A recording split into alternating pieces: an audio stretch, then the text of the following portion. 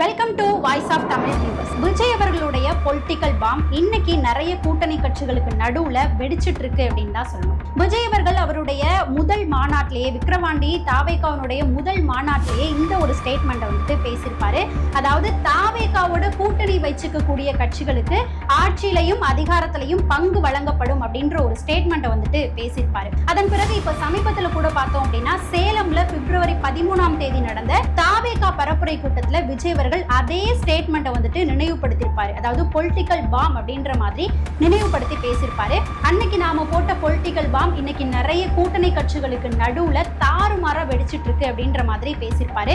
அது மட்டும் இல்லாம இன்னொரு விஷயத்தையுமே வந்துட்டு சொல்லியிருப்பாரு. என்னன்னா, ஆட்சி அமைக்கிறதுக்கு மட்டும்தான் கூட்டணி கட்சிகளை வந்துட்டு பயன்படுத்திப்பாங்க. ஆட்சி அமைத்ததுக்கு அப்புறம் ஆட்சியிலையும் அதிகாரத்திலையும் அந்த கூட்டணி கட்சிகளுக்கு பங்கு கொடுக்க மாட்டாங்க. இது புரிய வேண்டியவங்களுக்கு புரிஞ்சா சரி அப்படின்ற மாதிரி காங்கிரஸ்க்கு மறைமுகமா விஜய் அவர்கள் ஒரு அறிவுறுத்தலையுமே வந்துட்டு கொடுத்திருப்பாரு. சோ அதன் பிறகு பார்த்தோம் அப்படின்னா காங்கிரஸ் தரப்புல இருந்து ஆட்சியிலையும் அதிகாரத்திலையும் பங்கு வேண்டும் அப்படின்ற கோரிக்கையை இன்னமுமே வலுவா திமுக கிட்ட எடுத்து வைக்க ஆரம்பிச்சிருக்காங்க.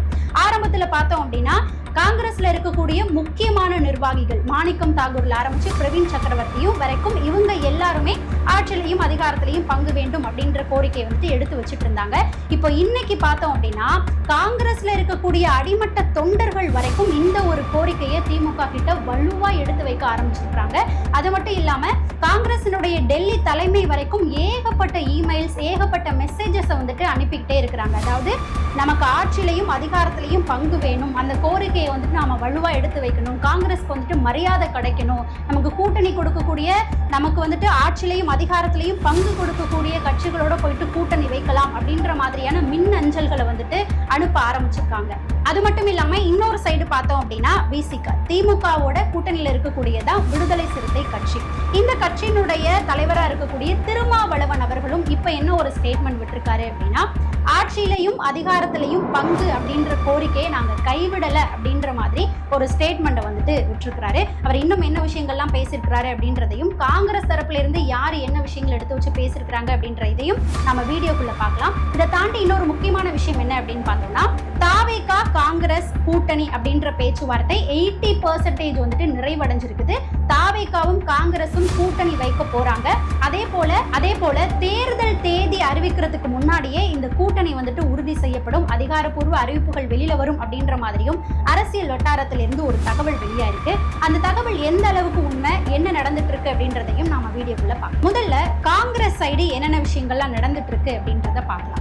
காங்கிரசினுடைய முக்கிய நிர்வாகிகள்ல சில பேர் ஆட்சியிலையும் அதிகாரத்திலையும் பங்கு வேணும் அப்படின்றத வெளிப்படையாவே வந்துட்டு எடுத்து வச்சு பேசியிருந்தாங்க. பிரவீன் சக்கரவர்த்தி, மாணிக்கம் தாகூர், இது போன்ற முக்கியமான நிர்வாகிகள். இதுல பிரவீன் சக்கரவர்த்தி அவர்கள் பார்த்தோம் அப்படின்னா, நாங்க எங்களுடைய வாக்குறுதிகளை நிறைவேற்றுறதுக்காகவும் தொண்டர்களுடைய உணர்வுகளுக்கு மதிப்பு கொடுக்கறதுக்காகவும் நாங்க அமைச்சரவையில அமர வேண்டும், அதனால எங்களுக்கு ஆட்சியிலையும் அதிகாரத்திலையும் பங்கு வேணும் அப்படின்ற மாதிரி பிரவீன் சக்கரவர்த்தி அவர்கள் இந்த ஒரு கோரிக்கையை திமுக கிட்ட ரொம்பவே வலுவா வந்துட்டு எடுத்து வச்சிருந்தாரு. அதன் பிறகு பார்த்தோம் அப்படின்னா மாணிக்கம் தாகூர் அவர்களும் இந்த ஒரு கோரிக்கையை வலுவா எடுத்து வச்சிருந்தாரு, ஆட்சியிலையும் அதிகாரத்திலையும் பங்கு வேணும் அப்படின்றத. அதை தொடர்ந்து அடுத்தடுத்து பார்த்தோம் அப்படின்னா காங்கிரசினுடைய நிர்வாகிகள், காங்கிரஸ்ல இருக்கக்கூடிய தொண்டர்கள்னு எல்லாருமே வந்துட்டு இந்த கூட்டணியில இருக்கக்கூடிய, அதாவது நாங்க வந்துட்டு உங்களுக்கு ஆதரவு கொடுக்குறோம், கிட்டத்தட்ட ஒரு 10-12% ஆஃப் வாக்குகள் வந்துட்டு எங்களுக்கு கிடைக்குது, அதன் மூலமா நாங்க உங்களுக்கு ஆதரவு கொடுக்கும்போது ஆட்சியிலையும் அதிகாரத்திலையும் நீங்க வந்துட்டு எங்களுக்கு பங்கு கொடுக்கணும் அப்படின்ற மாதிரி காங்கிரஸ்ல இருக்கக்கூடிய நிர்வாகிகள் பல இடங்கள்ல வந்துட்டு பேச ஆரம்பிச்சாங்க. இந்த மாதிரி பல இடங்கள்ல காங்கிரஸை சேர்ந்தவங்க பேச ஆரம்பிச்சோன்னே திமுக நிர்வாகிகள் இருக்கக்கூடிய ஒரு சில பேர் பார்த்தோம் அப்படின்னா காங்கிரஸை கடுமையா விமர்சிக்க ஆரம்பிச்சாங்க. அதாவது உங்களுடைய தயவுல நாங்க இல்லை, எங்களுடைய தயவுல தான் நீங்க வந்து எம்பிக்களா இருக்கீங்க அப்படின்ற மாதிரி காங்கிரஸ் மேல திமுக நிர்வாகிகள் ஒரு சில பேர் கடுமையான விமர்சனங்கள் எடுத்து வச்சாங்க.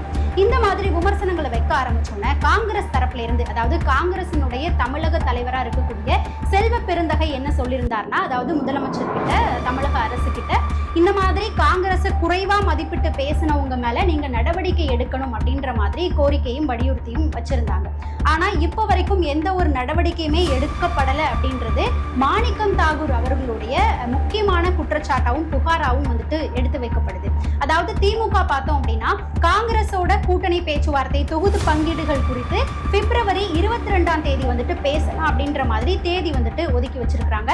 ஆனா அதுக்குள்ளேயே 2 கட்சியினர் தரப்பினருக்கும் இடையில இந்த மாதிரியான புகார்களும் சலசலப்பும் வந்துட்டு போயிட்டு இருக்கு. இதுல இப்போ சமீபத்துல பார்த்தோம் அப்படின்னா பிப்ரவரி 15ஆம் தேதி மதுரையில ஒரு காங்கிரஸ் கூட்டம் நடந்தது. அந்த காங்கிரஸ் கூட்டத்துக்கு மாணிக்கம் தாகூர், அதாவது விருதுநகரனுடைய எம்பியா இருக்கக்கூடிய காங்கிரஸ் மாணிக்கம் தாகூர் அவர்கள் தான் தலைமை தாங்கியிருந்தாரு. அவருடைய தலைமையில தான் அந்த காங்கிரஸ் கூட்டம் நடந்தது. மாணிக்கம் தாகூர் யாரு அப்படின்னு பார்த்தோம்னா காங்கிரஸுடைய அகில இந்திய தலைவரா இருக்கக்கூடிய ராகுல் காந்தி அவருடைய தீவிரமான ஆதரவாளர் தான் மாணிக்கம் தாகூர் அவர்கள்.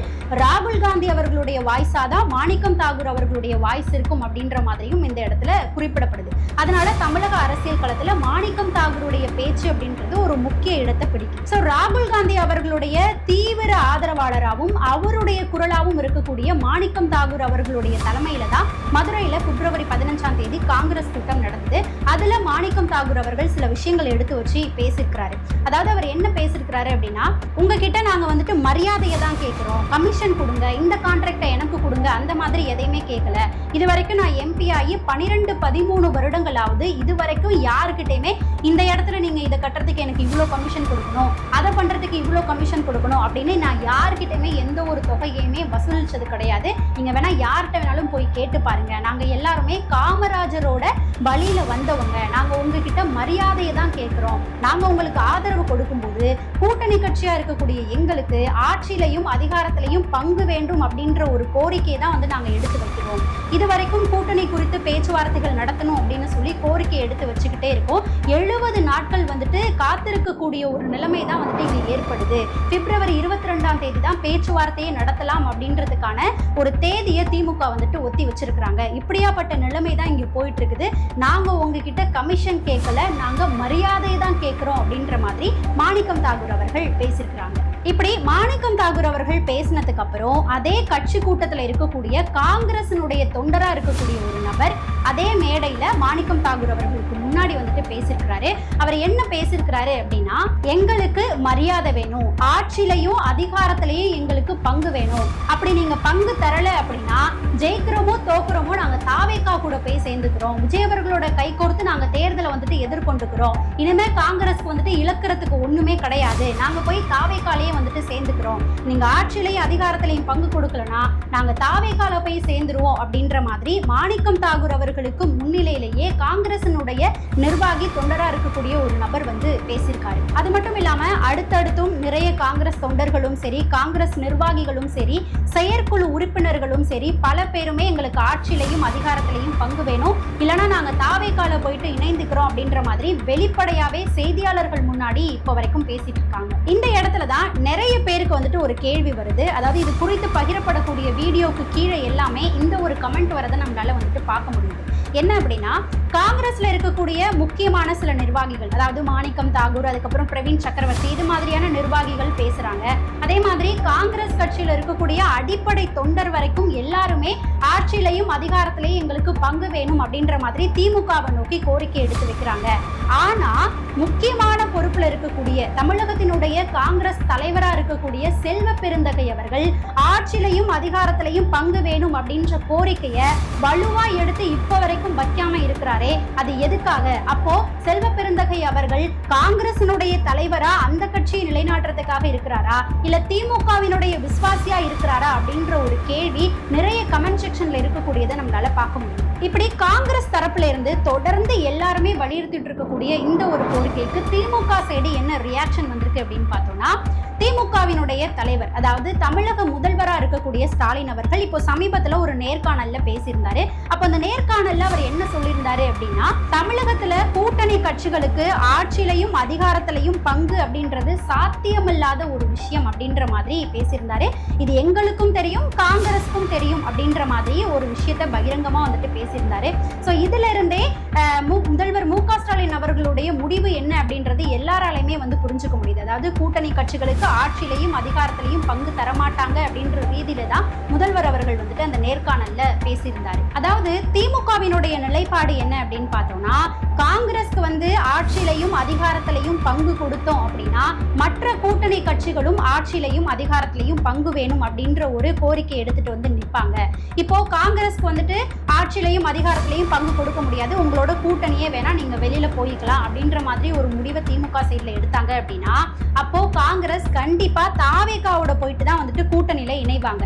ஏன்னா இது வரைக்கும் பார்த்தோம் அப்படின்னா திமுக அதிமுக அப்படின்ற இரண்டு பெரிய கட்சிகள் தான் இருந்தது.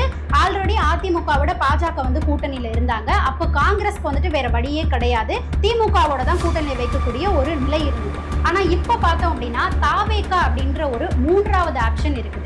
அப்போ காங்கிரஸ் வந்துட்டு வெளியே அனுப்புனாங்க அப்படின்னா கண்டிப்பா காங்கிரஸ் வந்துட்டு டிவிகேவோட போயிட்டு கூட்டணியில வைப்பாங்க. ஏற்கனவே வந்துட்டு காங்கிரஸ்ல இருக்கக்கூடிய அடிமட்ட தொண்டர்கள் வரைக்கும் தாவேகாவோட போய் இணையலாம் அப்படின்ற ஒரு முடிவுல இருக்கிறாங்க. சோ அப்படி இருக்கும்போது காங்கிரஸ திமுக வந்துட்டு வெளியே விட்டாங்க அப்படின்னா அவங்க தாவேகாவோட போய் இணையும் போது அது தாவேகாவுக்கு கண்டிப்பா ஒரு கூடுதல் சப்போர்ட்டா இருக்கும் அப்படின்றதுனால இப்ப திமுகவால காங்கிரஸை வந்து வச்சுக்கவும் முடியல, வெளியில விடவும் முடியல. இப்படியான ஒரு நிலைப்பாடுல தான் திமுக வந்துட்டு இருக்கிறாங்க அப்படின்றதான் அரசியல் வட்டாரத்துல சொல்லப்படுது. அடுத்ததா திமுகவோட கூட்டணியில் இருக்கக்கூடிய இன்னொரு கட்சி தான் விசிக, விடுதலை சிறுத்தை கட்சி. அந்த கட்சியினுடைய தலைவரா இருக்கக்கூடிய திருமாவளவன் அவர்கள் இப்போ செய்தியாளர்கள் கிட்ட ஒரு பேட்டி கொடுத்திருக்கிறாரு. செய்தியாளர்கள் கிட்ட பேசும்போது செய்தியாளர்கள் அவர்கிட்ட ஒரு கேள்வி எடுத்து வைக்கிறாங்க. என்னன்னா, காங்கிரஸ் திமுக கிட்ட ஆட்சியிலையும் அதிகாரத்திலையும் பங்கு வேணும் அப்படின்ற கோரிக்கையை ரொம்ப வலுவா எடுத்து வச்சுட்டு இருக்காங்களே, அதை நீங்க எப்படி பாக்குறீங்க அப்படின்ற கேள்வியை திருமாவளவன் அவர்கள் கிட்ட கேட்கிறாங்க. அதுக்கு அவர் என்ன பதில் கொடுக்கிறாரு அப்படின்னா, ஆட்சியிலையும் அதிகாரத்திலையும் பங்கு வேணும் அப்படின்ற கோரிக்கையை வந்துட்டு காங்கிரஸ் எடுத்து வைக்கிறாங்க இல்லையா, ஒரு கூட்டணி கட்சியா காங்கிரஸ் அந்த மாதிரி கோரிக்கைகள் எடுத்து வைக்கிறதுக்கு எல்லா உரிமையுமே இருக்குது.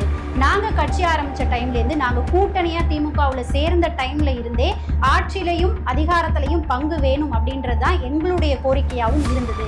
ஆனா இப்ப இருக்கக்கூடிய அரசியல் சூழ்நிலையில அந்த கோரிக்கையை திமுக கிட்ட கொடுத்து அழுத்தம் கொடுக்கிற சூழ்நிலை இப்போ இல்லை.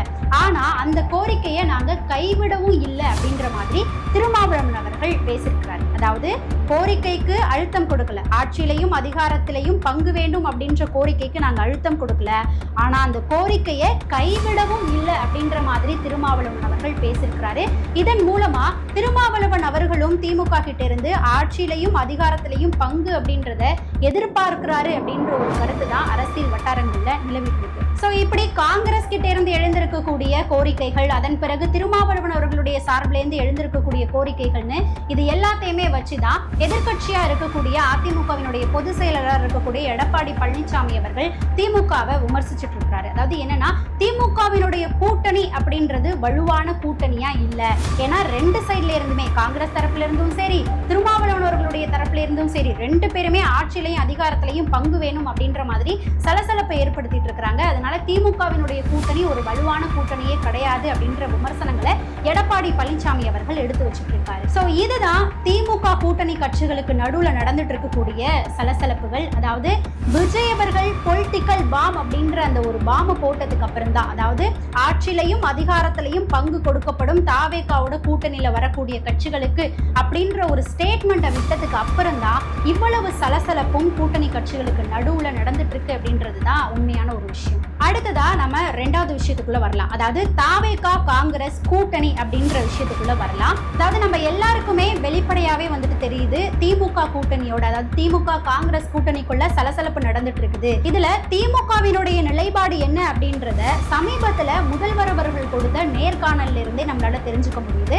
அதாவது கூட்டணி கட்சிகளுக்கு ஆட்சியிலையும் அதிகாரத்திலையும் பங்கு அப்படின்றது தமிழகத்துல சாத்தியமில்லாத ஒரு விஷயம் அப்படின்னு முதல்வர் அவர்களே வந்துட்டு ஒரு விஷயத்த பேசியிருக்கிறாரு. சோ அவர் பேசினதுல இருந்தே அவங்க ஆட்சியிலையும் அதிகாரத்திலையும் பங்கு கொடுக்கறதுக்கு தயாரா இல்லை, இதுதான் அவங்களுடைய நிலைப்பாடு அப்படின்றத நம்மளால ஓரளவுக்கு வந்துட்டு புரிஞ்சுக்க முடியுது. ஆனா இந்த சைடு காங்கிரசினுடைய தலைமை பேச்சுவார்த்தைக்கு, அதாவது கூட்டணி பேச்சுவார்த்தைக்கும் தொகுதிகள் பங்கெடுக்கும் வந்துட்டு அந்த 22ஆம் தேதி வரைக்கும் வெயிட் பண்ணிக்கிட்டு இருந்தாலும், கட்சியில இருக்கக்கூடிய நிர்வாகிகள் இருந்து அடிமட்ட தொண்டர்கள் வரைக்கும் கண்டிப்பா எங்களுக்கு வந்து ஆட்சியிலையும் அதிகாரத்திலையும் பங்கு வேணும், இல்லைன்னா நாங்க டிவிகேல போய் சேர்ந்துருவோம், கட்சியை விட்டு விலகிடுவோம் அப்படின்ற மாதிரி சொல்லிட்டு இருக்காங்க. சோ இந்த நிலைப்பாடுகளை வச்சு திமுக காங்கிரஸ் இந்த கூட்டணிக்கு நடுவுல கண்டிப்பா விரிசலும் சலசலப்பும் வந்துட்டு போயிட்டு இருக்குது.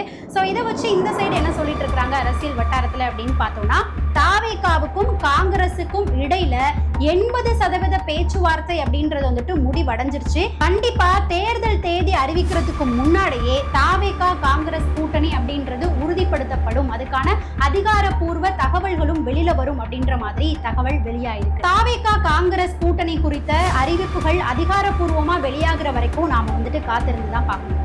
அது மட்டும் இல்லாம இப்ப சமீபத்துல பார்த்தோம் அப்படின்னா பிப்ரவரி 15ஆம் தேதி காங்கிரசினுடைய பொதுச் செயலாளர் சென்னைக்கு வந்துட்டு வருகை தந்திருந்தாரு. சென்னையில இருக்கக்கூடிய முகப்பேர்ல வந்துட்டு கட்சி கூட்டம் நடந்தது. அந்த கூட்டத்துல தான் பார்த்தோம் அப்படின்னா சில தீர்மானங்களையுமே வந்துட்டு நிறைவேற்றி இருந்தாங்க. அதாவது கூட்டணி அறிவிப்புகள் குறித்து யாருமே வந்துட்டு பொதுவெளியில பேசக்கூடாது, நிர்வாகிகளா இருந்தாலும் சரி தொண்டர்களா இருந்தாலும் சரி கூட்டணி குறித்து பேசக்கூடாது, ஆட்சி அதிகாரத்துல பங்கு வேணும் அப்படின்ற ஸ்டேட்மெண்ட் குறித்து யாருமே வெளிப்படையா பேசக்கூடாது, அப்படி மீறி பேசுனீங்க அப்படின்னா உங்க மேல நடவடிக்கை எடுக்கப்படும் அப்படின்ற மாதிரி அந்த கூட்டத்துல வந்துட்டு முடிவெடுத்திருந்தாங்க. ஆனா அதன் பிறகும் பார்த்தோம் அப்படின்னா அதுக்கு மறுநாள் காலையிலேயே பார்த்தோம் அப்படின்னா ராகுல் காந்தி அவர்களுடைய தீவிர ஆதரவாளராகவும் தமிழகத்துல விருதுநகர் காங்கிரஸ் எம்பியாவும் இருக்கக்கூடிய மாணிக்கம் தாகூர் அவர்கள் அவருடைய எக்ஸ்தல பக்கத்துல ஒரு பதிவு போட்டிருந்தாரு. அந்த பதிவுல அவர் என்ன போட்டிருந்தாருன்னா, பாரதியாரினுடைய கவிதையை நோட் பண்ணி வீழ்வேன் என்று நினைத்தாயோ அப்படின்ற மாதிரி ஒரு லைனையுமே வந்துட்டு நோட் பண்ணியிருந்தாரு. அதாவது என் மேல யாருமே வந்துட்டு நடவடிக்கை எடுக்க முடியாது அப்படின்ற தோனியில தான் அந்த ஒரு பதிவு அவர் போட்டிருக்காரு அப்படின்ற மாதிரி அரசியல் வட்டாரங்கள்ல பேசப்படுது. அது மட்டும் இல்லாம பிப்ரவரி 15ஆம் தேதி காங்கிரசினுடைய பொதுச் செயலாளர் சென்னைக்கு வருகை தந்திருக்கும் போது அந்த முகப்பேறு பகுதியை சுத்தி காங்கிரஸ் உரிமை மீட்பு குழு அப்படின்ற பேர்ல ஒரு போஸ்டர் வந்துட்டு ஒட்டப்பட்டிருந்தது. என்னன்னா, அதிகாரத்திலையும் ஆட்சியிலையும் எங்களுக்கு பங்கு வேணும், அதிகாரத்திலையும் ஆட்சியிலையும் பங்கு தர கட்சியோட நாம கூட்டணி வைப்போம் அப்படின்ற மாதிரியான வாசகங்கள் அந்த போஸ்டர்ல வந்துட்டு இடம்பெற்றிருந்தது. ஆனா அதன் பிறகு என்ன நடந்தது அப்படின்னா, அந்த போஸ்டர் ஒட்டப்பட்ட சில மணி நேரங்கள்லயே அந்த போஸ்டர் வந்துட்டு கிழிக்கவும் பட்டது. இந்த தரப்பினர் தான் அந்த போஸ்டரை வந்துட்டு கிழிச்சாங்க, இதுதான் நடந்தது அப்படின்ற தகவல்கள் எதுவும் வெளியில வரல. ஆனா அந்த போஸ்டர் கிழிக்கப்பட்டிருக்கு அப்படின்ற ஒரு செய்தி மட்டும் வெளியாகி இருக்குது. இதுவும் சலசலப்பை ஏற்படுத்தியிருக்கு. இதுவும் காங்கிரஸ் தரப்பினர் மத்தியில, காங்கிரஸ் நிர்வாகிகள் அடிமட்ட தொண்டர்கள் மத்தியில ஒரு சலசலப்பை ஏற்படுத்தியிருக்கு. திமுக காங்கிரஸ் கூட்டணிக்கு நடுவுல போயிட்டு இருக்கக்கூடிய சலசலப்புகளுக்கு திமுக முற்றுப்புள்ளி வச்சு திமுக காங்கிரஸ் கூட்டணியை வந்துட்டு தொடர போறாங்களா, இல்ல என்ன நடக்க போகுது அப்படின்றத நாம காத்திருந்து தான் பார்க்கணும். அப்படி திமுகவில இருந்து காங்கிரஸ் வெளியேறி டிவிகேல போயிட்டு ஜாயின் பண்ண போறாங்களா அப்படின்றதையும் நாம காத்திருந்து தான் பார்க்கணும். அப்படி ஒருவேளை டிவிகே காங்கிரஸ் கூட்டணி அமைஞ்சா அது எப்படி இருக்கும், நீங்க அதை எப்படி பாக்குறீங்க அப்படின்றத மறக்காம நம்மளுடைய கமெண்ட் செக்ஷன்ல பதிவு பண்ணுங்க. நாம அடுத்து